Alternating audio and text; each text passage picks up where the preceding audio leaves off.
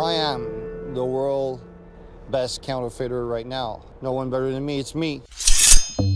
In February 2012, an undercover cop in Canada got a tip about buying a load of counterfeit money.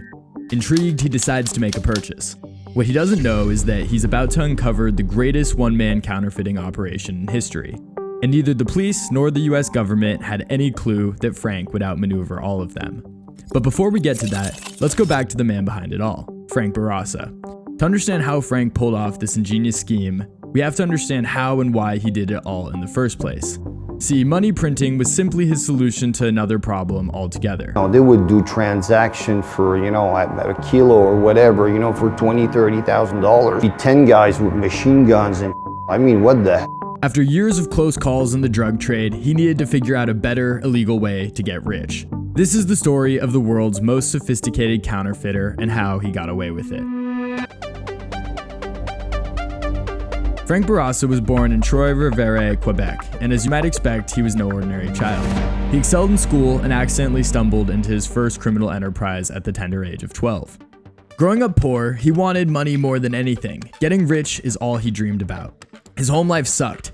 He lacked good food and was lonely most of the time. So when a young Frank identified an unconventional market opportunity that he could capitalize on, he went all in. It came from watching older students flaunt bags of expensive clothes they had stolen from department stores. Frank wanted those clothes for himself, and he realized other kids at his school would as well. He guessed they would pay good money to get their hands on them. So he became the middleman, telling older students what to steal, then buying it off them, and reselling it at a steep markup to his classmates. Frank didn't care that it was illegal or against school rules. What mattered was the steady stream of income it brought him. By 13, Frank was earning hundreds of dollars weekly, a serious fortune for a 7th grader. By 15, Frank's disregard for rules had caught up with him and he got expelled. Feeling miserable about his morally corrupt youth and desperate to leave his rough home life, he decided to move out of his parents' house and get legitimate work as a mechanic. But Frank had dreams of millions and couldn't resist the lure of easy money for long. He went back to crime starting small, selling stolen car parts, but that quickly escalated to entire stolen cars. He was making triple his monthly pay on the black market. Even though he was apprehensive about more serious consequences, he decided to accept his fate for the time being. He made it his mission to run the smoothest operation he could, but in his heart, he wanted this lifestyle to be temporary. All he wanted was to move up from the bottom-scraping world he was born into. By his 20s, he had become decently wealthy and determined he was ready to go clean and leave his dark beginnings in the past. He was sick of constantly looking over his shoulder. He never knew who was a real friend or foe. He began to struggle with crippling paranoia and anxiety. He had to get out. Frank decided to use his experience with cars and his illicit earnings to set up a factory manufacturing brake pads. The business was a success, but the cost was high. Frank was working 20-hour days, and his hair started falling out as his stresses became unbearable. It led to nervous breakdowns with panic attacks, severe vitamin deficiencies, and multiple trips to the hospital.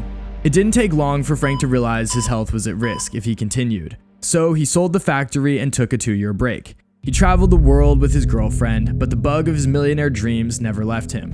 When Frank returned to Canada, he vowed never to make money through legitimate means again. He decided the stress of honest work was worse than dealing with shady characters, and he knew he could run a tight criminal operation from his prior experience.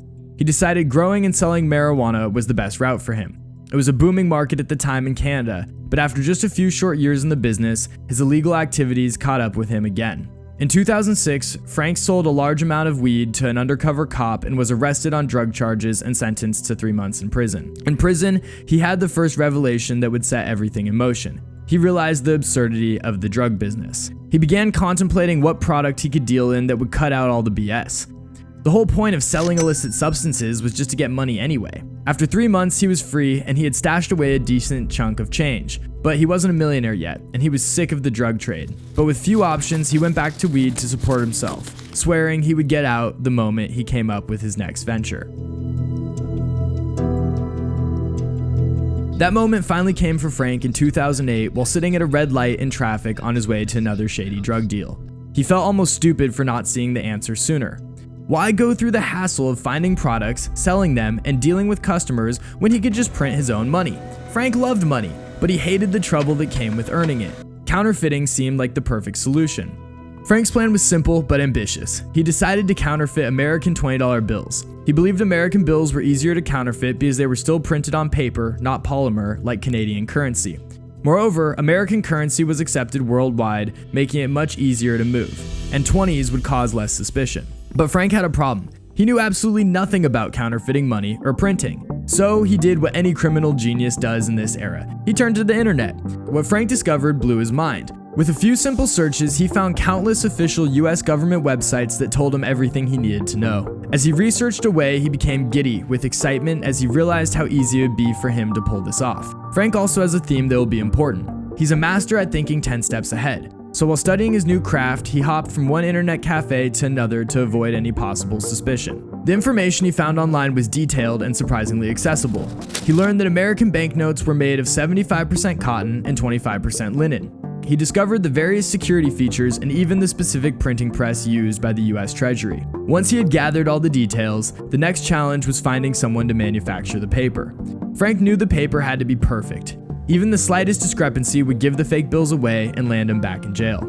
Under fake aliases, he began outreach to paper companies. Initially, he was Thomas Moore, a representative from a fictitious stationery company. He mailed various businesses describing the paper he needed. But the recipe for American currency paper was no secret in the industry. Crane & Co., a Massachusetts-based company, has been the sole producer of this paper since 1879. His outreach stalled as companies quickly saw through his requests, suspecting he was up to no good.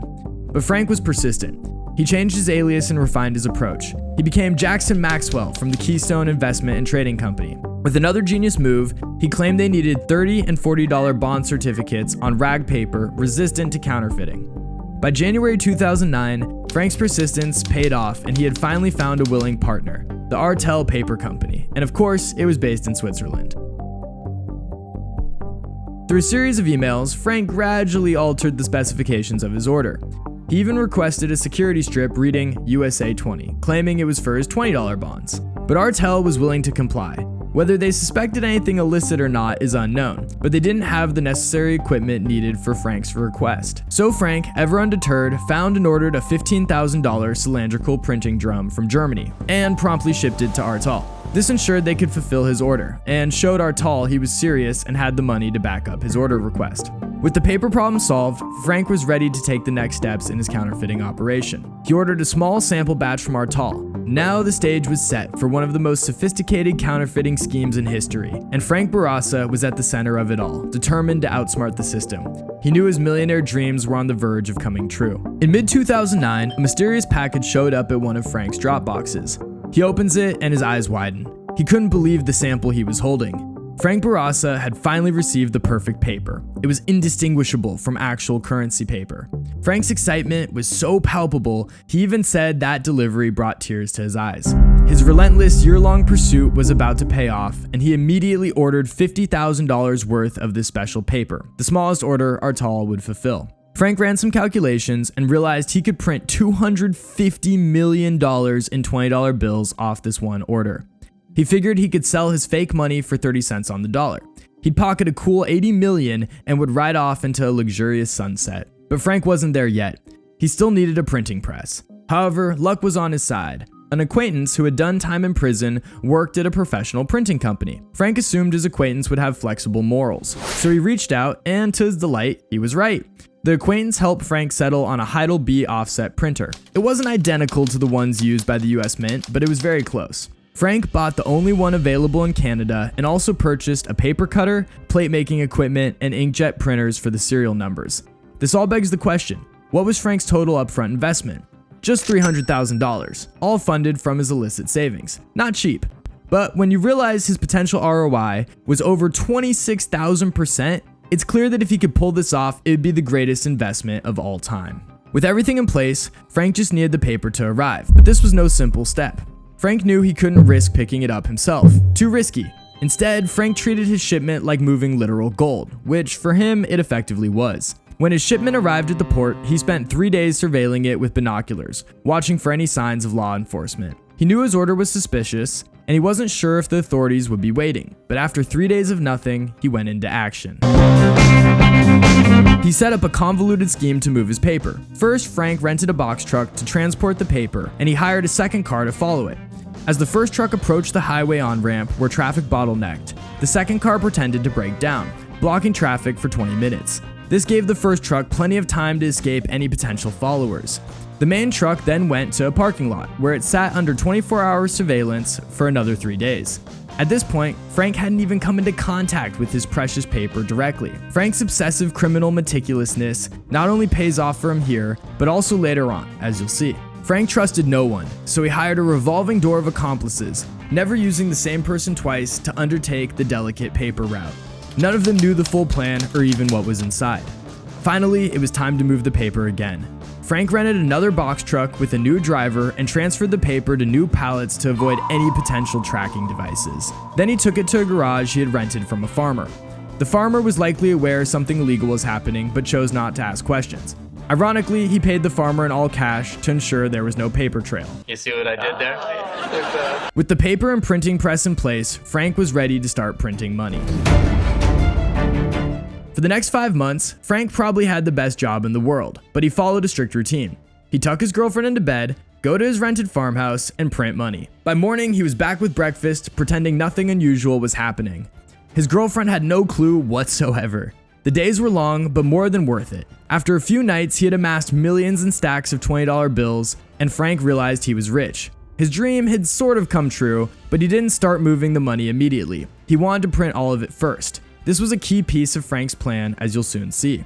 By the end of the 5 months, now early 2010, he had approximately $250 million in counterfeit $20 bills. Frank needed buyers, so he reached out to an old criminal friend who tried contacting big-time drug dealers. Surprisingly, they weren't interested, but he couldn't understand why. Ominously, they all told him to be careful. Frank was bewildered. People committing severe crimes were telling him to be cautious? But classic Frank refused to give up. Eventually, he found 4 buyers. They were all importers and exporters planning to sell the money overseas. Initially, they ordered only $10,000 each, which frustrated Frank, but he understood their caution. However, once they saw the quality of the bills, they were hooked. Orders increased to 100,000, then a million at a time. It was a good start, but Frank needed more customers. He had $250 million to move after all, but only he knew the full amount. Sometime in February 2012, he was introduced to a local man named Eric Lefebvre, who dealt in stolen heavy equipment. Unbeknownst to Frank, Eric had been selling stolen trucks to an undercover cop for 2 years, and Eric still didn't know that. When Eric asked the undercover cop if he was interested in buying counterfeit money, the cop jumped at the chance. He ordered $100,000 off the bat, which Frank delivered personally.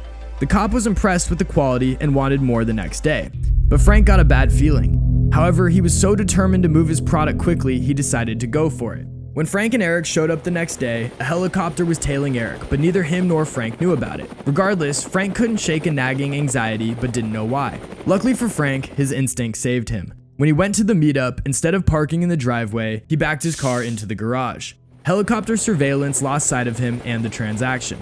As he entered the meeting, he checked his surroundings nervously. But the deal seemed to go off without a hitch. Still, Frank just couldn't shake the feeling something was off. On May 23rd, 2012 at 5 a.m., his feelings were confirmed when the police pounded on Frank's door. His girlfriend, a school teacher, entirely unaware of his activities, was terrified. Frank opened the door, and he and his girlfriend were immediately handcuffed and their house was thoroughly searched.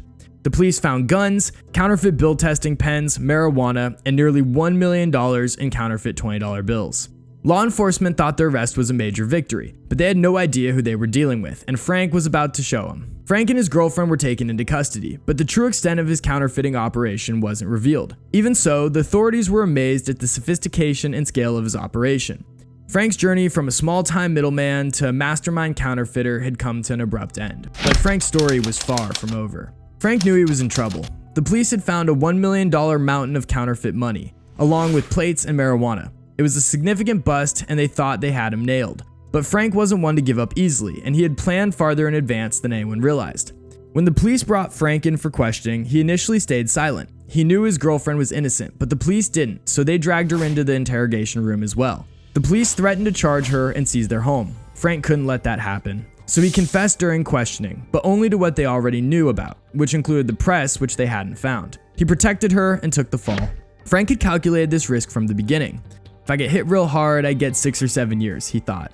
In Canada, you do about 1/6 of the sentence. He figured he'd serve maybe 12 to 15 months. Manageable. He was sitting there feeling good about his overall position when a twist he hadn't foreseen entered the interrogation room. Amid the chaos of his arrest, Frank hadn't noticed the US Secret Service agents. As they entered the room, they nearly shattered his hopes and careful planning. They told Frank he was to be extradited to the United States. The penalties there were far harsher. They informed him he was looking at 3 separate charges, each carrying 20 years. 60 in total, which for a 42-year-old man such as himself was essentially a death sentence. Dejected, Frank asked them how long he'd realistically serve. The agent cited a similar case involving a Canadian who got 9 years and had recently died in jail. It was bleak. Frank's crimes were much worse, and they planned to punish him to the fullest extent. Frank's spirits sank as he was sent to prison without bail, awaiting extradition. But Frank had a good lawyer, and his lawyer came up with a very good plan. The police had seen Frank pull into the garage with the undercover cop, but they never saw him with the money. The lawyer argued the search warrant that the police used to break into Frank's house was unlawful, thereby making all their evidence and Frank's confession inadmissible in court. It wasn't a guaranteed win, but it was a solid argument that could be grounds for total dismissal. And this type of argument has lots of legal precedent. If it went through, it would also make the prosecution and the police look like morons, but it wouldn't absolve him from his US charges. Before filing their motion for dismissal, Frank's lawyer negotiated with the authorities. If the Canadian government stopped the extradition, Frank's lawyer wouldn't file the motion. The prosecution had a tough decision. They didn't want to risk the case being thrown out altogether. Frank was willing to let the prosecution use their key evidence to avoid any chance of dying in an American prison. The offer paid off. The Canadian authorities decided letting a Canadian criminal escape Canadian justice just wasn't an option. Ultimately, genius legal maneuvering and a hit on the government's pride did its work. So the deal was struck. Frank was released on a $10,000 bail after just 6 weeks in jail. He now had his guarantee that he would not be sent to America, but Canadian justice would have its shot at him. Upon release, Frank went right to an honest job in construction to support himself. He felt constant paranoia. He knew he had eyes on him almost round the clock. He was tailed by cars and his phone was tapped. He avoided talking about the counterfeiting operation and never returned to the farmer's garage. The authorities still wanted the Heidelberg printing press, but no legal action required Frank to give it to them yet. He kept a low profile and ensured no one knew what he was actually scheming. Negotiations continued, and in fall 2013, the Canadian prosecution made its final offer. Frank would plead guilty and get 3 years in prison, likely serving only 6 months. His lawyer urged him to take it. It was a good deal, but Frank shocked his attorney when he refused. To everyone's chagrin, Frank ran down the clock, so by December, patience ran thin. As the trial was about to begin, just days before, Frank made his next bold move. He asked his lawyer, "If I had $200 million in cash, could you do something with that?" The lawyer, flabbergasted, realized Frank was serious. At that moment, his attorney understood the true magnitude of his operation. Frank proposed a deal. He'd hand over $200 million in counterfeit money and the printing press in exchange for his freedom. He knew the prosecution couldn't ignore $200 million in counterfeit cash. If that money got out, it would be a disaster for the whole country. When his lawyer called the prosecution and explained, they agreed on the spot. Yet again, Frank had masterfully maneuvered himself to a point of maximum leverage. However, Frank wasn't free until the handoff of money and the press was complete. The police had a month to track the money, but Frank had planned way ahead. 2 months earlier, before even revealing the existence of the remaining cash, he had a friend rent a box truck, load the money in the press, and leave it in a hotel parking lot. The truck sat there, unguarded, with only a padlock. On January 31st, 2014, Frank led a motorcade of police and Secret Service to the truck. He opened it, revealing the cash and the press. The authorities counted the money, then all hell broke loose. The Secret Service realized Canadian law enforcement had made an egregious mistake. They became so furious that they started shouting obscenities at the Canadians. See, the Secret Service had traced the paper order and done the math via weight to realize Frank had printed 250 million, not just 200 million, but they had assumed that the Canadians had done the same. Minus the few million he had already sold, nearly $50 million in flawless counterfeit bills were still out there, and only Frank knew where. But the deal was already signed, and now it was fulfilled, so neither the Secret Service nor the Canadian government could touch Frank Bourassa legally. He was not extraditable or convictable, because he had gotten those matters guaranteed in his contract with the government. The Canadians had signed the final agreement without actually doing the math, and left Frank with nearly $50 million in $20 bills. Frank was now free from prosecution by both Canadian and American authorities. Now Frank, still free, runs a successful consulting firm helping governments and businesses catch counterfeits. Make sure to subscribe if you like this video.